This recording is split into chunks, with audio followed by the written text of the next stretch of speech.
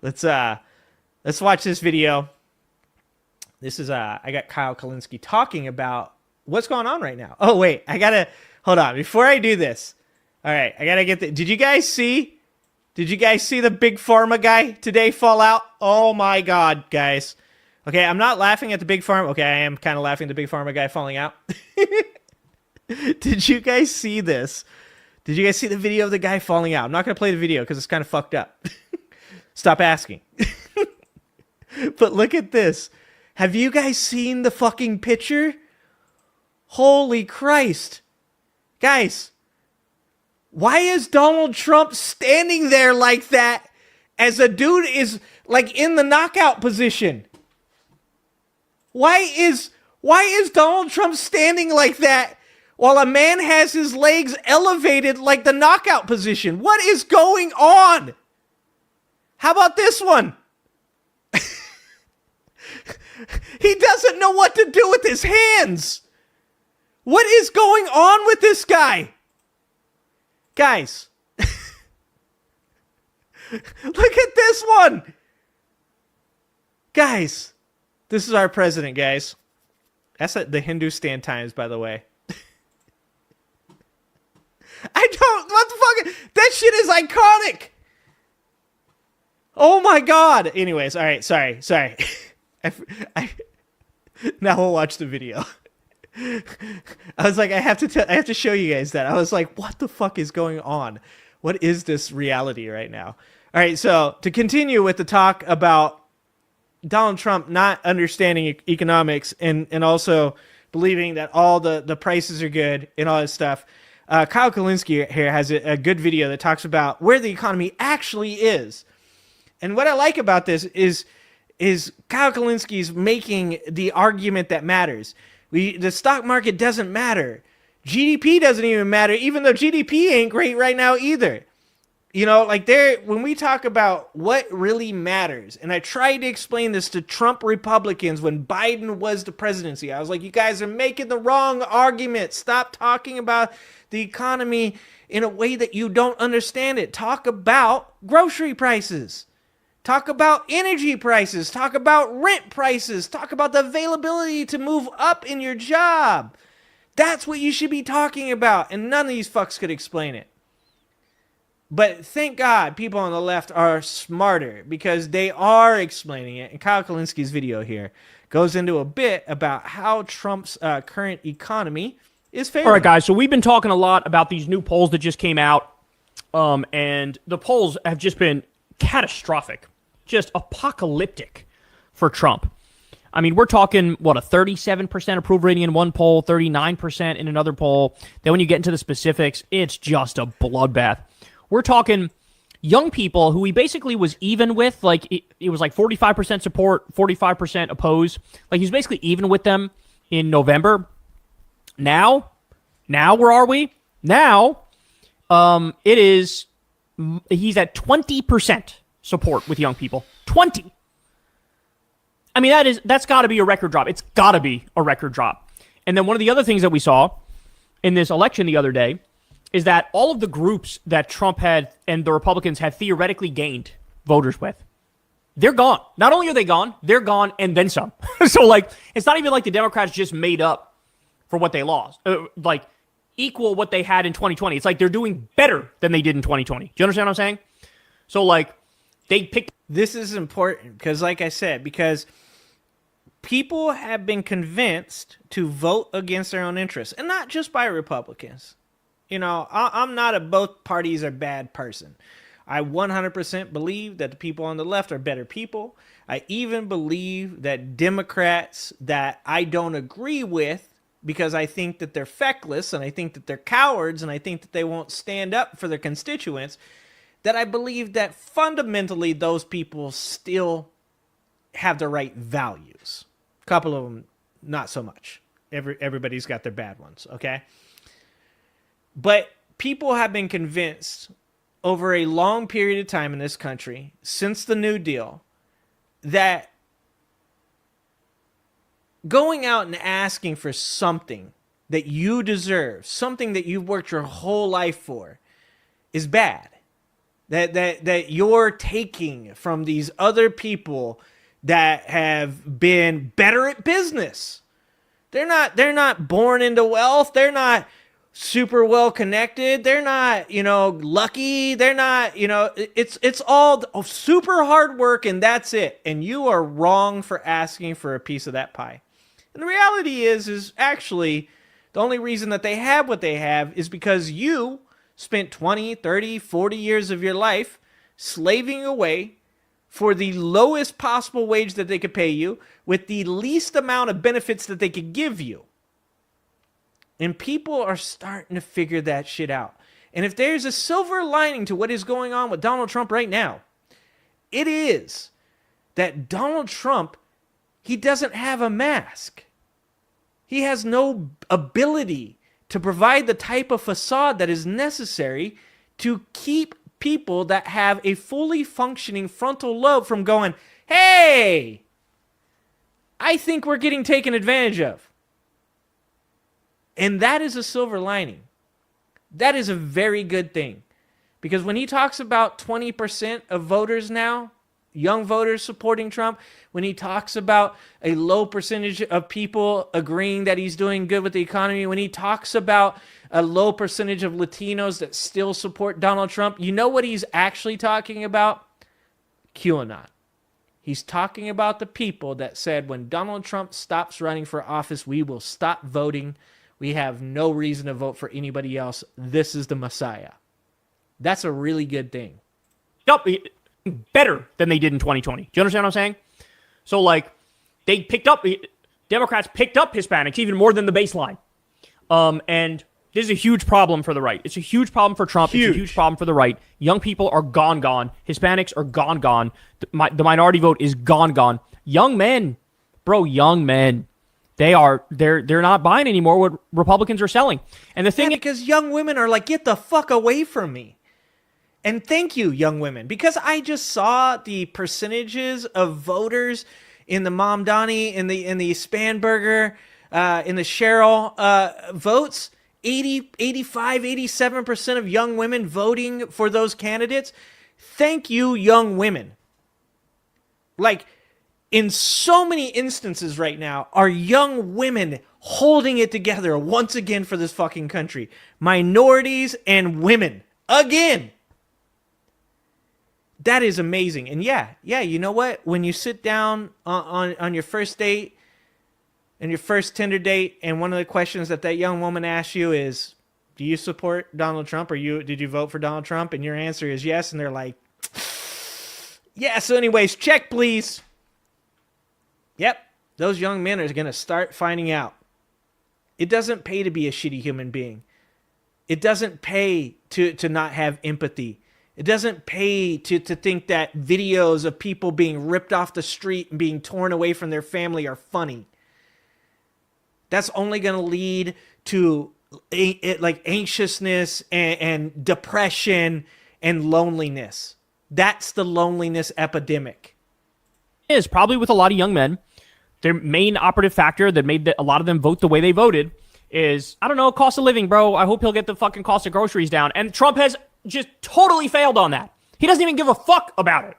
You got ground beef up 30 or 40%, coffee up 30, 40%, so many things up double digits. So people are fucking furious, bro. They're furious. Good. Okay. They should be. So having said all that, you can go back and watch the segment I did on the polls the other day, but I got a new one for you because I think I may have stumbled across what is the poll that spells doom the most for Trump, more than any poll I've seen before, okay? But first, let me start with this. This is this is a YouGov poll, Trump's net approval on various issues. Immigration, he's -6. He used to be like plus 20, plus 10, plus 20. Immigration, he's underwater, -6. Jobs in the economy, -18. Taxes and spending, -20. Healthcare, -25. Inflation and prices, -33. He has eclipsed Biden on the issue of inflation, and Biden was hammered on the issue of inflation. Yeah, Biden started with a fucking 16% inflation because of COVID. There's just so much about Biden's administration that's overshadowed by the decisions he made in supporting Israel. There are so many domestic W's that happen from that fucking presidency that are just absolutely swept under the rug because of his foreign policy.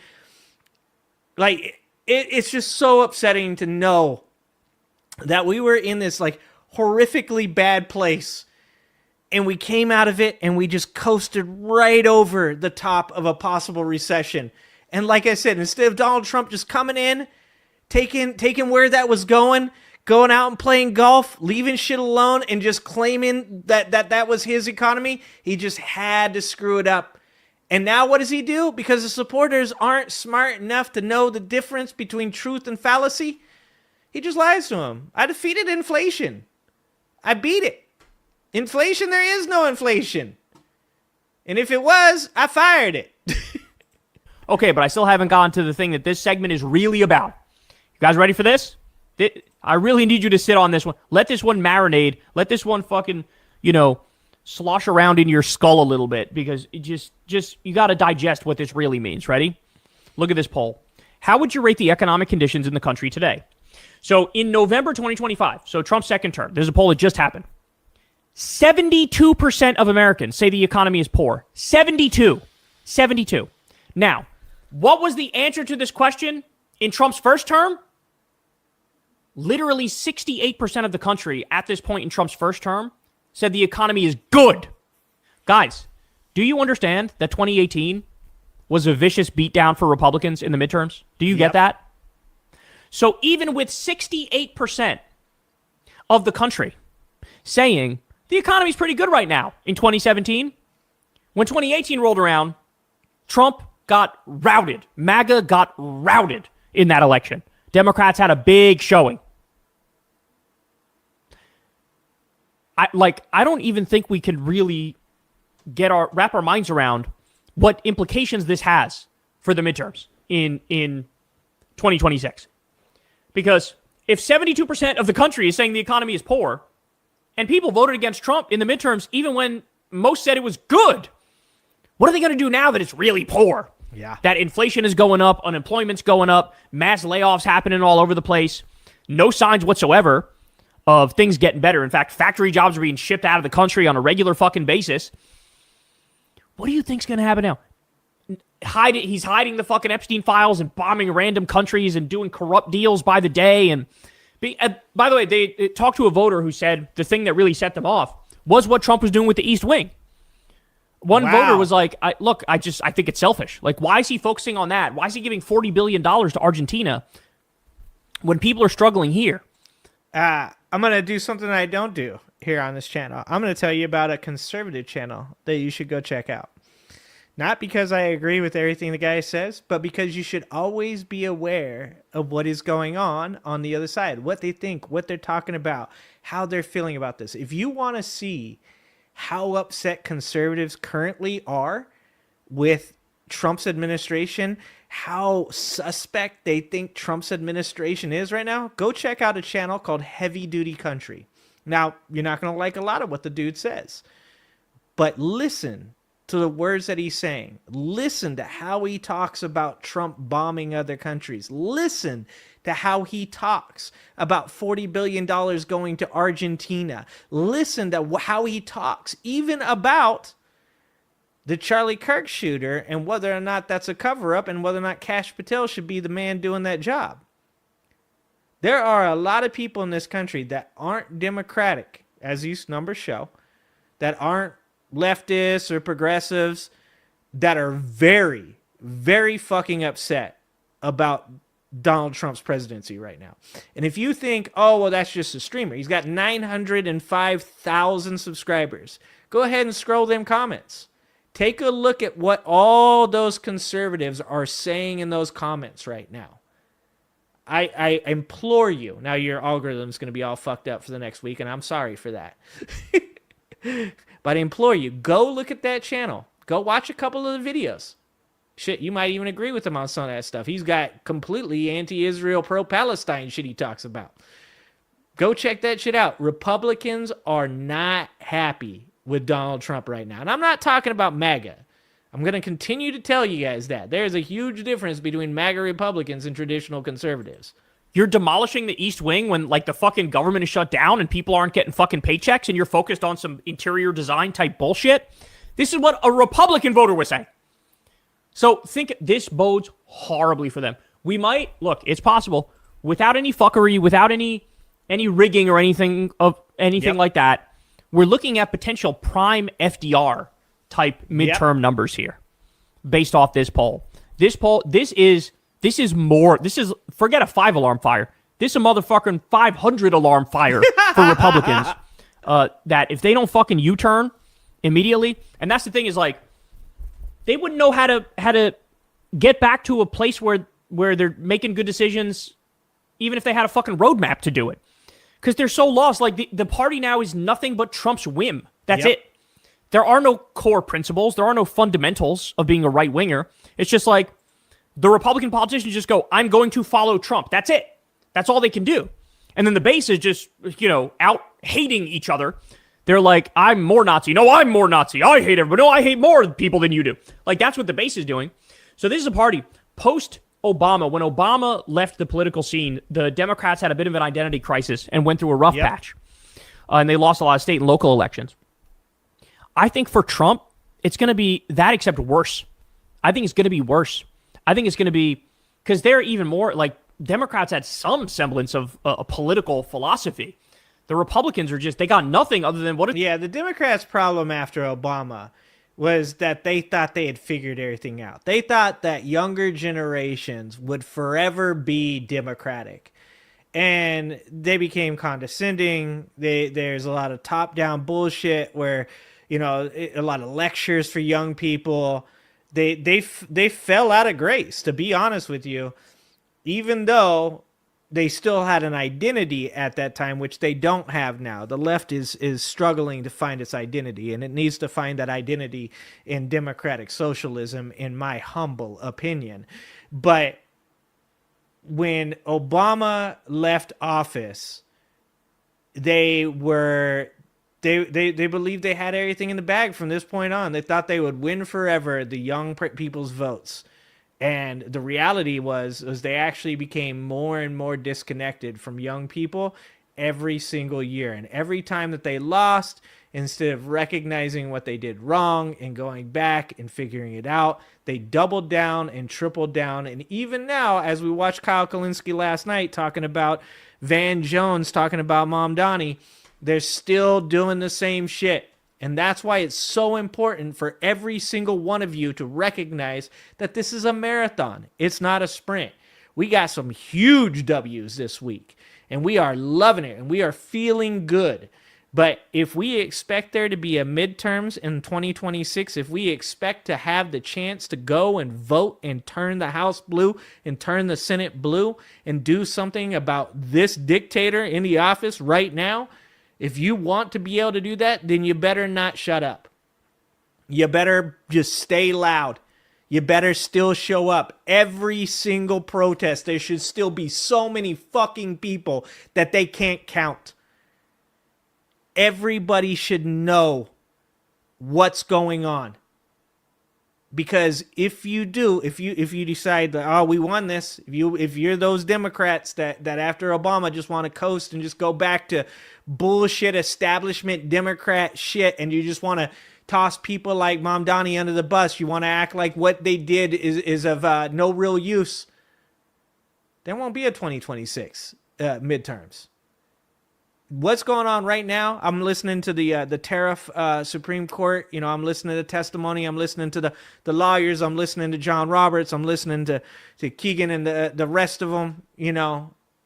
Jackson, Barrett, Kavanaugh. I'm listening to all those guys in that tariff talk, and it don't sound like they're so happy with the tariffs. I mean, Gorsuch, Alito, and Clarence Thomas, of course, sound like they're just sucking Trump's dick, but that's normal.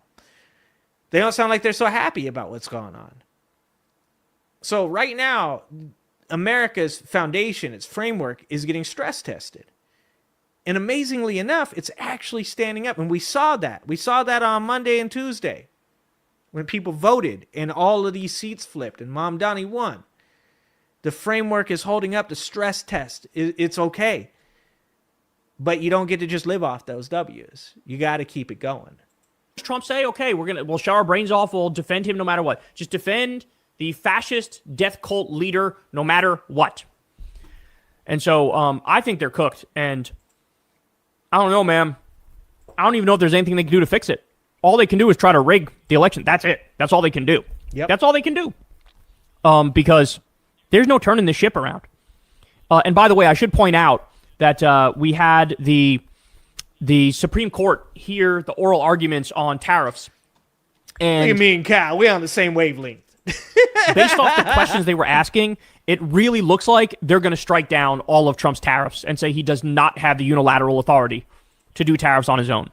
If you're talking about the gerrymandering reference frame, I think they're still hearing arguments on that. I do not think that they've ruled on that. I could be wrong about that. I mean, there's so much news every single day. I could have missed it, but I'm pretty sure I would have seen that. I believe they're still taking arguments on that. So, what are Republicans going to do? I mean, first of all, that's the Supreme Court trying to kind of save them. But will Trump even listen? We don't know, right? But that would be the Supreme Court kind of saving them. And then, I don't know. I don't know how they couldn't even undo all the damage that they've done if they've tried, right?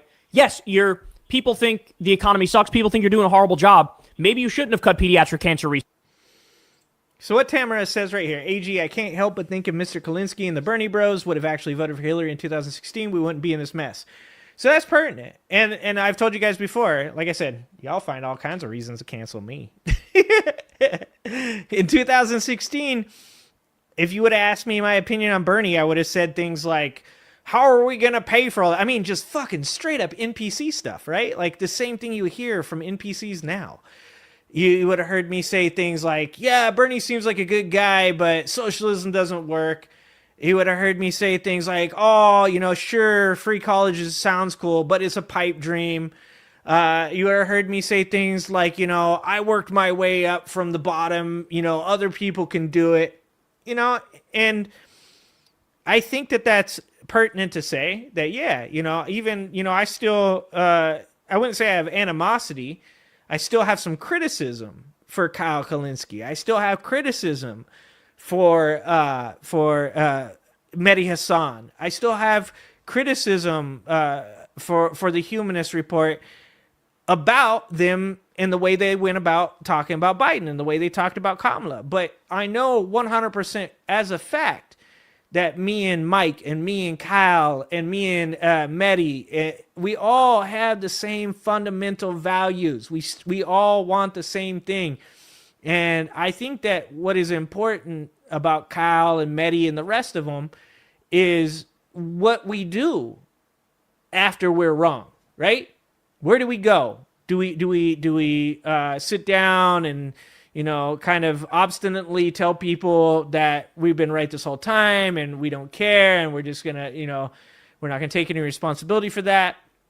And some people would say, well, they haven't apologized, right? I don't know. Has anybody asked for the apology? Do you feel like they need like a formal one? Like for me, I don't. Like I don't need that, right? And maybe for you, you do, and that's okay. That's okay if that's what you need. But for me, like what matters to me is what we're going to do moving forward. Not so much what happened in the past. I think you look at the past and you learn from the past. And I say this to people all the time. I feel I may need to forgive you, but that does not mean I need to forget what you did. And I think that that's important. And that's the difference between allowing people to constantly cross boundaries and break promises and do things that are detrimental to your progress as a person or as a country. So I'm not going to forget that you did those things, but I do forgive you for those things. And the reason I'm not going to forget is because if you continue to do those things after I forgive you, then I'm not going to continue to forgive you, right?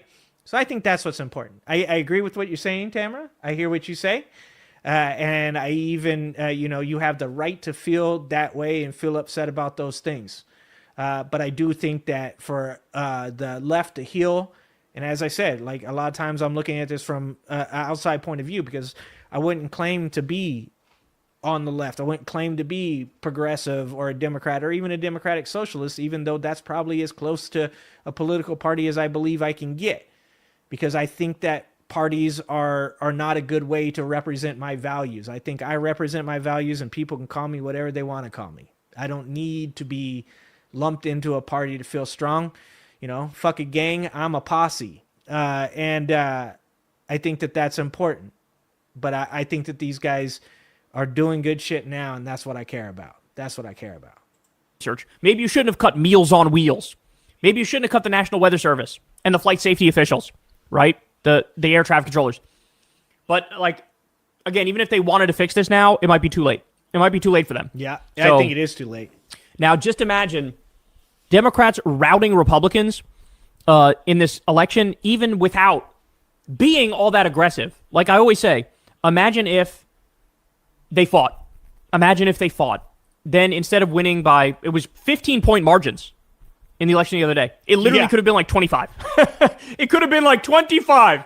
And in the midterms, if Democrats get their shit together and start fighting more by the midterms, oh, buddy. Ooh, buddy. Forget about it. And by the way, it might give Democrats a little bit of, more wind in their sails now too, where they'll feel like, oh shit, we can lean into this resistance stuff a little more, because look, we just wiped the floor with these motherfuckers. So that'll make them feel like, oh, okay, they want us, not them. So okay, let's fight. Let's actually lean into it. Whereas before they were very tepid. After 2024, they seemed very just very passive. They seemed very meek and very passive. And it sucks because it was at a time when Trump was all in on destroying the country in every imaginable way. And because the left just wants to they always want to play wait and see. That's what drives me nuts about the left. I'm a bit of a confrontational person. I'm a bit of an aggressive person. And that's not always the way. But I just think the left is just so passive all the time that they just want to people will see how bad this is, and that will make them want to vote for us. And it's I just think that that's just a failing in general. I don't think that that's how you should look at supporting your voters. I think the way that you should look at supporting your voters should be, let's show them results. Let's show them that we can fight for them. And then these people will be gung-ho to have us in office. That's how I think needed about it. Massive resistance. But maybe now it'll put a little pep in their step. But, man, are they in trouble. They are seriously, seriously in trouble, and it is a glorious thing to see. Hey, y'all, do me a favor. Like I said, I really like what he's doing right now. I really like what Kyle's doing right now. I'm a big supporter of Kyle. I'm a big supporter of Mike over on the Humanist Report. I'm a big supporter of many left-wing voices, including ones that you guys would disagree with me, because there's a real line that's drawn right now on the left over the Palestine-Israel conflict. And, there's so much to be said about that I'm not going to even get started. But what I care about right now, I don't want this to be taken wrong, because I've told you guys before, I think the taking of any human life that is innocent, that it does not want to be a part of your global conflict, is wrong. Whether it's man, woman, or child, innocent people dying is bad.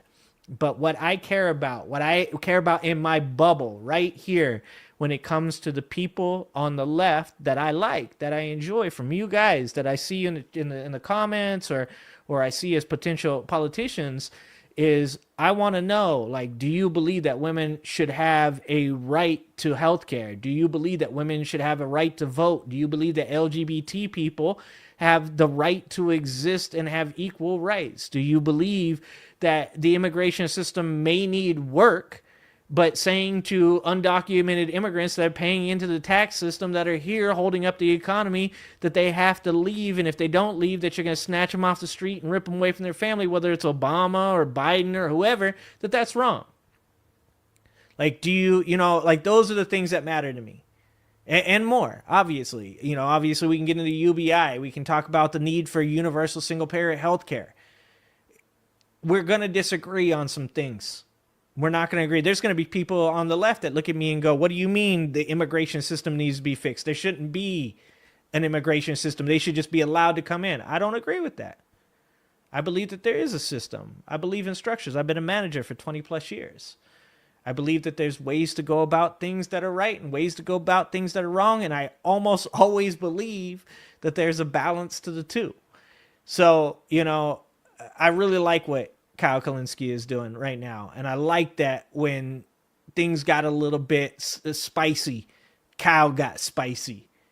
that it wasn't fucking this prim and proper. We're just gonna talk about it like nothing's happening. Kyle was like, get off your ass and fucking do something. And I'm like, that's my man. That's my man right there. Thanks for watching. If you like this video, please like and subscribe and hit that notification bell. And check out that video on the screen now.